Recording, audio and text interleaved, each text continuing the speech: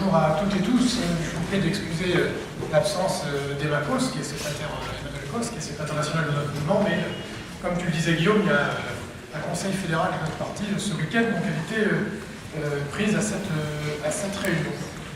La question qui se pose, c'est comment rassembler la gauche.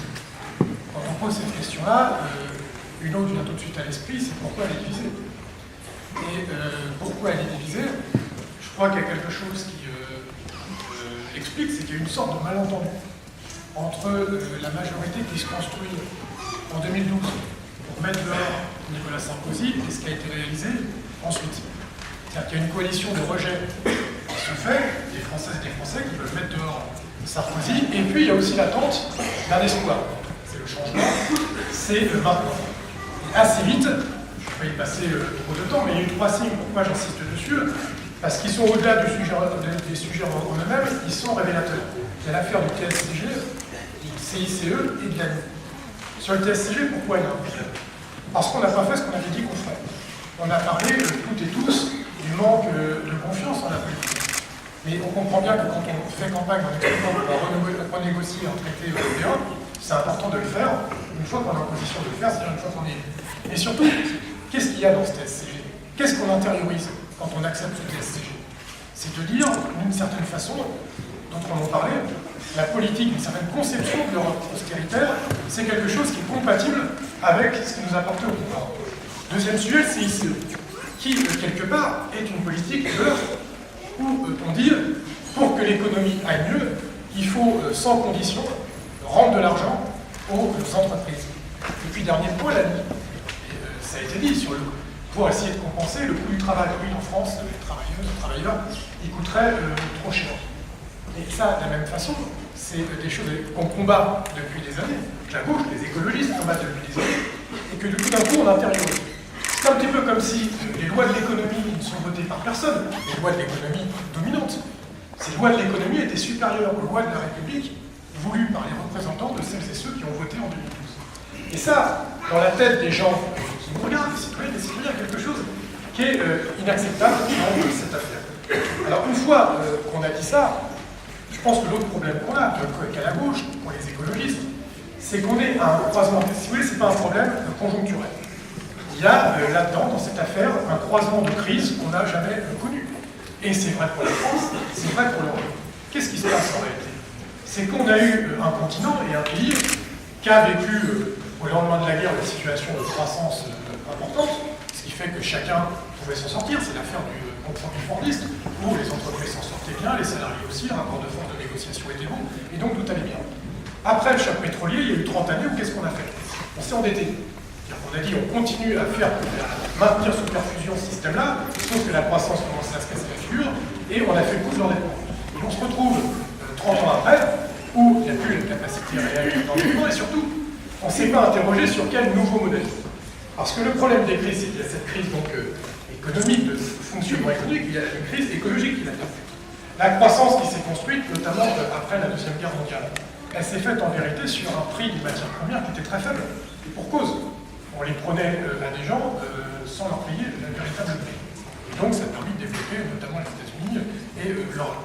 Aujourd'hui, le prix des matières premières à faible coût, ça n'existe plus. Et donc c'est un nouveau modèle qu'il faut inventer par rapport à ça.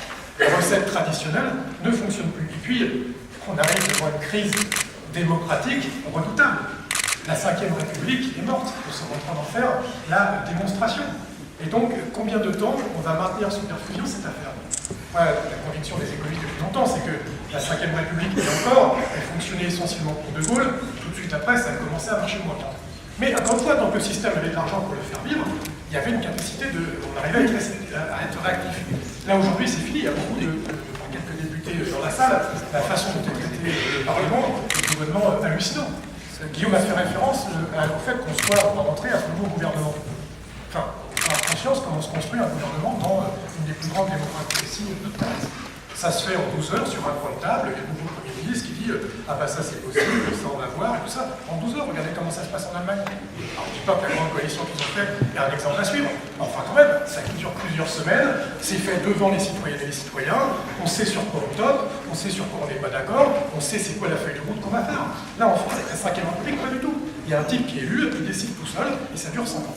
Et les députés, les sénateurs, il faut qu'on y fasse ce qu'on les dit qu'il faut faire. Personne ne comprend rien à cette salle.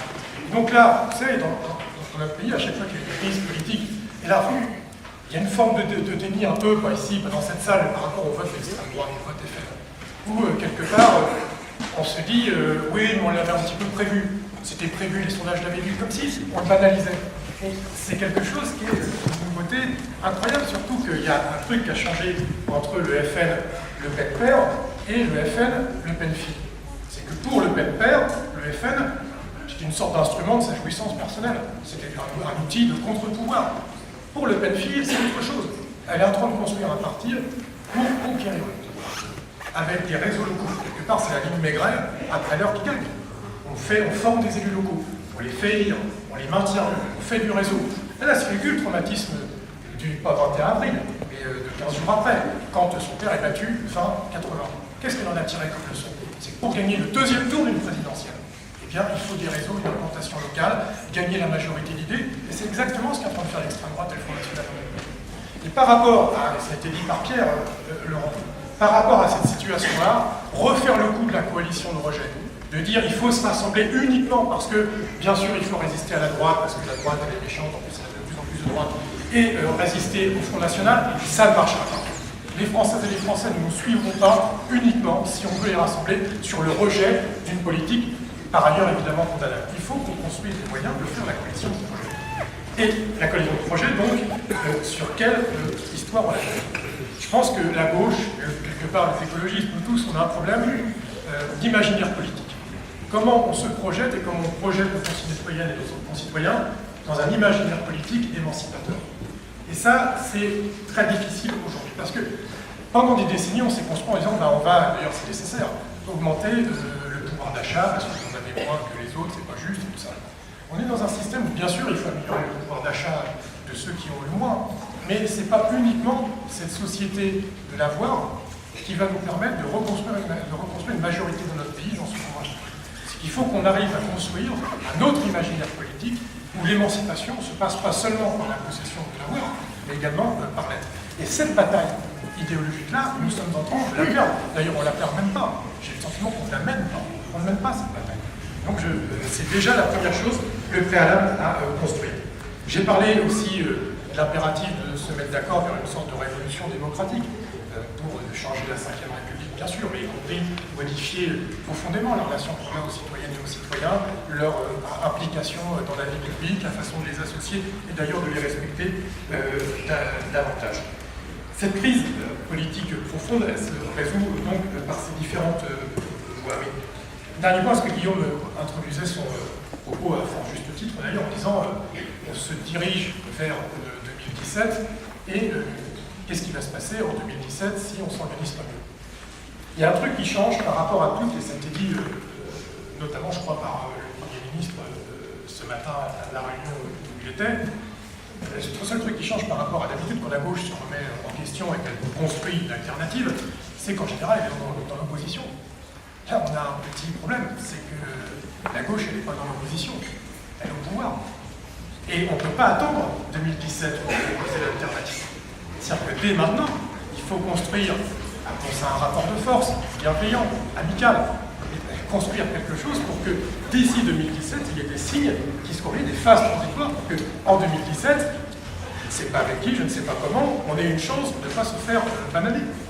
Et donc, dans cette séquence-là, il y a des choses à faire. J'insiste lourdement là-dessus. Il y a bien sûr le lien avec les citoyens, mais il y a aussi les représentants du peuple que sont l'ensemble des parlementaires de gauche et écologistes.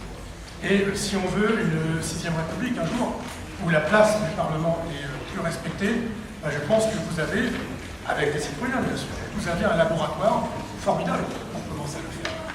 Vous avez un laboratoire formidable pour montrer que vous avez été élu quelque part avec un mandat en 2012 et que vous restez comptable jusqu'en 2017 de ce mandat. Donc, pour commencer à reconstruire aussi avec les citoyens, il y a une forme, entre guillemets, d'exemplarité, en tout cas de signes à donner pour qu'on puisse avoir des gains, montrer qu'on peut gagner des choses juste d'ici l'échéance de 2017. En tout cas, c'est dans cet état d'esprit que sont les écologistes pour essayer, dans les différentes échéances qui vont avoir d'ici 2017, je parle des échéances y compris intergouvernementales, pour pouvoir peser.